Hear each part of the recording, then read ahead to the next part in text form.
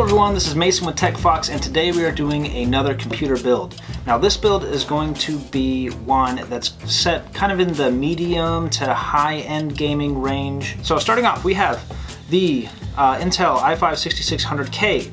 Now some of you are probably pointing out right now that there is a 7600K available for roughly the same price. At the time of purchase, those were actually very hard to find, and these right now, and when we bought it, are actually a really good deal. And there's only about a 6% difference in performance between this processor and the 7600K, despite there being at the time of purchase a 20% difference in price. For that reason, we saved some money, and also the motherboards for the 7th generation of processors are also a little bit more expensive. So that is why we went with this one.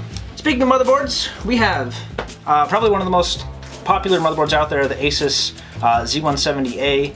Beautiful looking motherboard, very well equipped, lots of great options, and it's white. You'll start to see this is kind of a white and red themed build. Great for overclocking, and it had less than 150 bucks, technically less than 140 when we bought it. Terrific deal.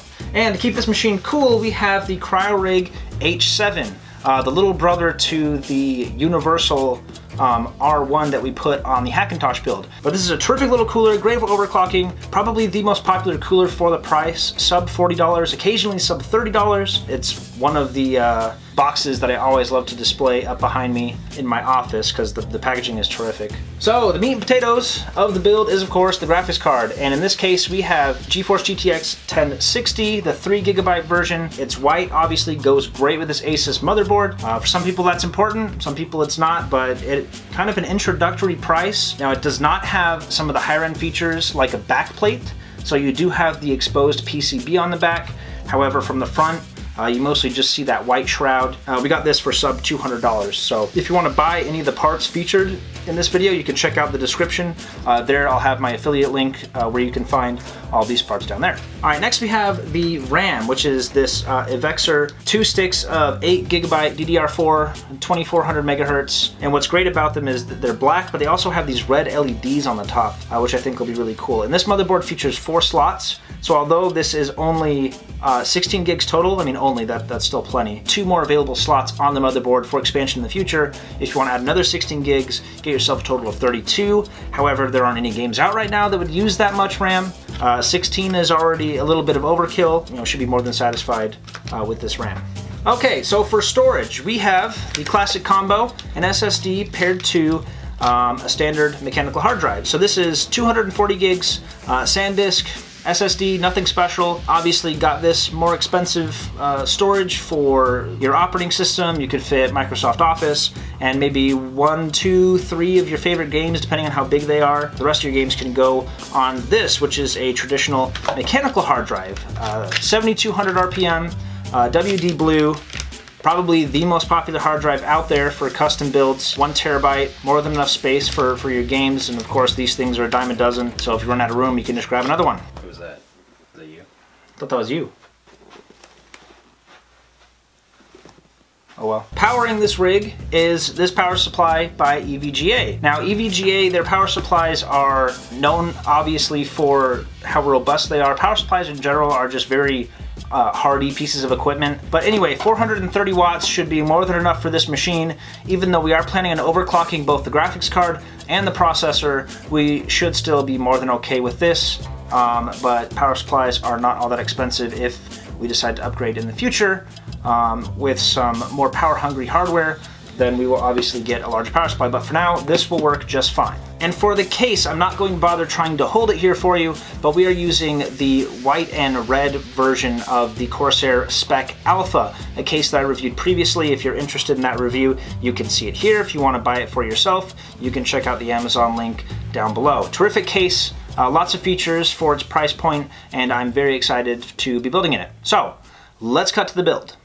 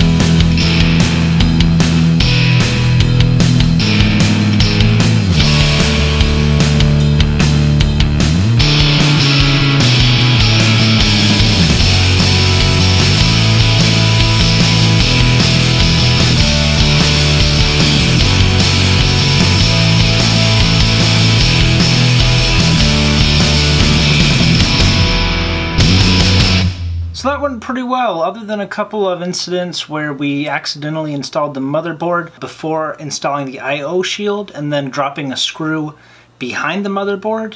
Essentially, the build went pretty well. This build behind me is going to be used mostly for Overwatch and StarCraft, not typically very demanding games, but it does have the horsepower under the hood to play some more demanding titles in the future, at least for the next 2 or 3 years. And then, of course, this machine is more than capable of accepting even higher demanding games at higher resolutions with just a few simple upgrades. And I cannot stress enough the performance per dollar value that you get from building your own computer, especially if you're going to be using it for gaming. But thanks so much for tuning in, guys. If you want to see other build videos like this one, go ahead and check those out in those videos here. If you want to know when another video of mine drops, go ahead and hit that subscribe button. And don't forget to also check out the alerts so you get an email when a new video drops. Also, like, comment, subscribe, share if you enjoyed this video, and I will catch you guys in the next one.